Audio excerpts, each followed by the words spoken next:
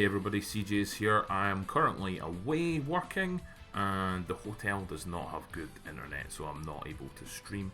However, I have been recording a lot of my games on my phone, so what I've got here is a selection of all the games I have using the Butthead deck.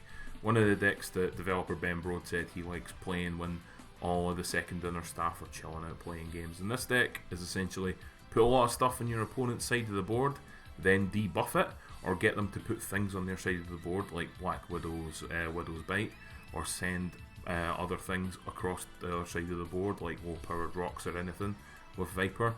Get them debuffed, fill a lane, maybe snatch no cards with Dr. Octopus as you put them into a full lane, or debuff an entire lane with Spider Woman, giving you about an 11 power swing right there just by dropping Spider Woman on a full lane. They go down -4 and you add 7, so that's a pretty good deck. A lot of people were treating very early on as a deck for climbing the ladder.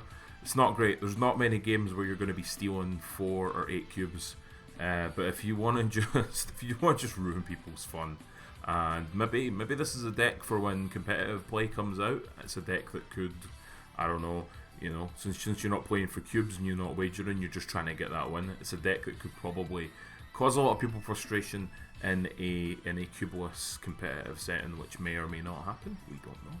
But anyway, I've got some highlights and we're going to fire them up right now.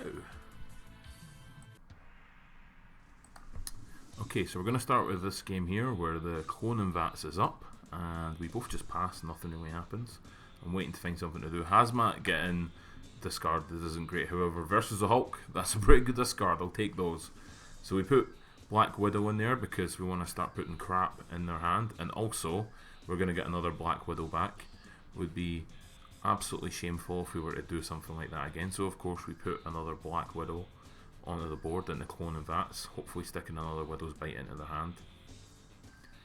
And that's going to put extra crap on the board as well. Lots of zero cost stuff that can easily become -1 with Spider Woman in the right place.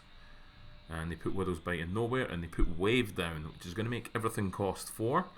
And me being as cheeky as I am, I think this is the perfect opportunity to dump a Doc Ock here. So we're going to dump the Doc Ock in the Clone and Vats to get another Doc Ock, but also just to fill their side of the Clone and Vats. They won't get any clones from anything that we pull in, so that's going to reduce a lot of the things that they get. However, they've cloned a Giganto, a big looking Giganto, and I grab and pull in another Giganto and an Infinite. So that's a big board. However, I'm well aware that we have a Shang-Chi sitting in our hand right there. We're going to sit on that one for a little bit as we enter turn 5. Doc Ock now played in nowhere, so Doc Ock isn't going to grab anything because on reveal effects do not happen at that location. So we're just going to slap down a 10 power 5 cost, which is pretty good as well, and the effect is negated. And we're on turn 6.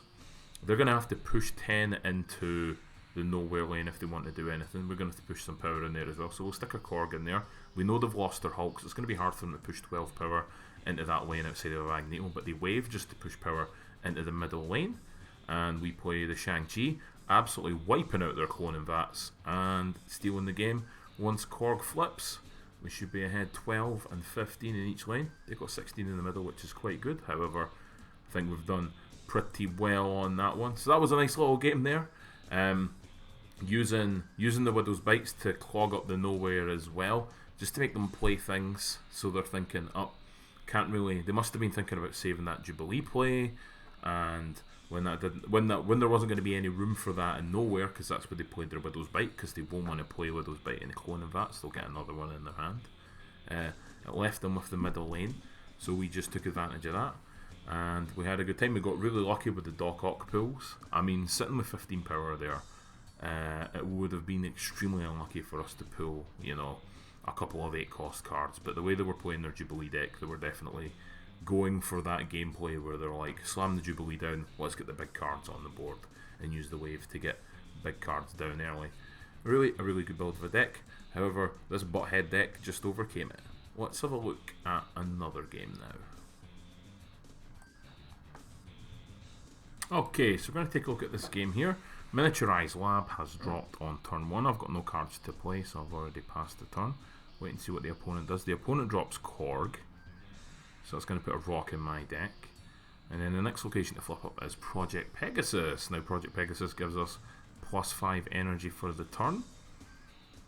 So that is going to give us 7 energy this turn. So I feel like I'm going to drop Debris to put rocks in their areas. I'm going to drop Black Widow to give them a Widow's Bite. And then I'm going to use the rock and with Black Widow to buff my Carnage.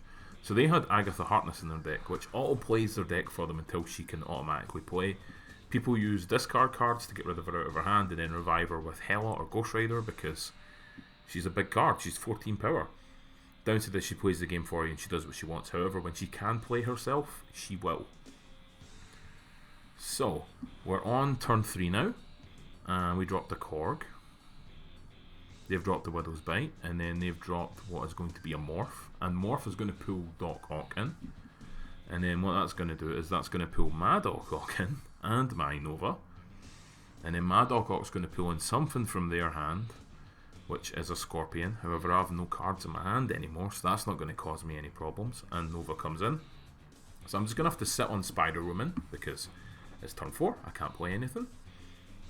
And the opponent is going to play Gambit here.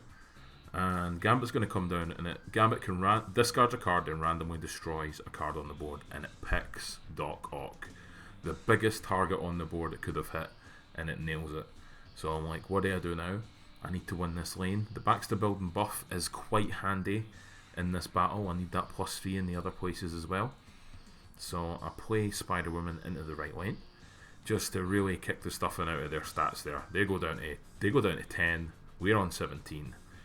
And then chances are they're not gonna play for Miniaturized Lab. They've got that locked up. 14 power. I've got 2 cards in my hand. I played a card last turn, so I can't infinite them. The only thing that could match that is Giganto. So they're expecting something big in the Project Pegasus lane. But we play Hazmat to just debuff everything on the board a little more.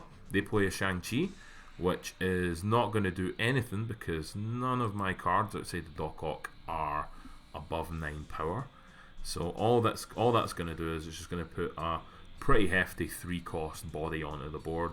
And after the debuffs to everything else, our little team, and I guess the Baxter Building buff is probably what actually saved us, because they're sitting on 6.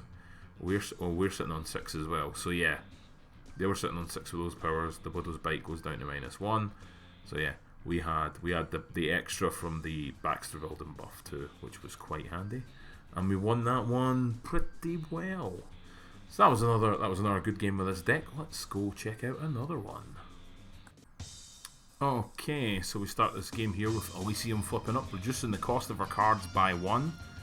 So this is gonna make a fun game happen, and then and then the peak goes and swaps the stats around for most of our cards anyway. So all the ones with red numbers have been debuffed, and all the ones with green ones have essentially been buffed. So most of our cards have lost attack, except for Shang-Chi and except for Shang-Chi and Green Goblin, who was just drawn. So we're just going to stick Green Goblin in their Elysium lane, because why not? They've put their Daredevil down, and they've got the Atlantis lane there. So I'm thinking, right, they want to play in Atlantis to get that +5 buff. So let's throw some rocks in there. I was hoping they were going to play something in Atlantis, but they didn't. But it's okay. So we throw some rocks on the board, give them another rock in their deck for a good path, and they rock out the Warpath already. But I've actually countered Warpath's ability, because Warpath, if you've got a free area, then Warpath gets a big +4 buff. And then I'm thinking, you know what would be fun? Let's just kick those rocks over. Let's kick that rock over into Atlantis. So instead of having one big 5-cost rock, they've got 2 0-cost ones. And I guess I rethink it. I think about it again. I'm like, what else could I do? I'll play Polaris. Then I'll put Polaris back, because I'll put Viper in Forest, because I don't want the chance to kick Polaris over, since Viper kicks a random card over. So Viper's going to kick the rock over, and they've already now got 0 power there. We're going to pull their Daredevil into the lane, so they're just sitting with 1 power, only 1 space to really do anything with. However, they use their Carnage to get rid of our Green Goblin, which isn't nice. And then they've got their Winter Soldier out. They use Hazmat to debuff everything, but I feel like that favoured me more than it favoured them, Daredevil's up. Daredevil's going to let them see my play first, and then they can react to counter it. They should have initiative as well, so their cards will act first. And what they opt to do is, I believe they're going to slam a Venom in the Elysium lane. I think that's the game. Yeah, they slam a Venom in the Elysium lane in this one. I'll just go and check Black Widow's ability for some reason. Yeah, they slam Venom into the Elysium lane to give them a nice 13 body, which is pretty good. All your stats consolidated into one chunky boy. It's a pretty good way to do it. However, we've got a reduced cost Shang-Chi sitting in our hand, and we know exactly what to do with that. And then we're also just to try and win this one out, we're going to stick Spider-Woman in the Atlantis lane just to really hammer that down. We could have also played in the peak as well. Either would have been good. They opt to Taskmaster a copy of the Venom. It's going to give them 13 power, so it's quite a good play to win a game. However, bam, there goes your Shang-Chi. And because they had initiative, our Spider-Woman flips it last. They go -4, we go up 7, we go 7-11, and we take that game as well. Boom. So yeah, another pretty good game showing off just how this deck works. Again, you're just kicking things over to their side of the board. They helped by being the ones to play the Hazmat, to be fair. That really helped us out in taking them out. And and yeah, that was another solid game. I've got plenty more recorded, and I'll probably do some more videos during the week when I can. But anyway, thanks very much for tuning into this one. Please let me know how this snap content was, how you enjoyed this deck. Just a few games, just to, you know, get a little bit into how to do these videos. I'd love to make some more snap content, so give me some constructive feedback, let me know what I should do. And thanks very much for watching. Catch you all later.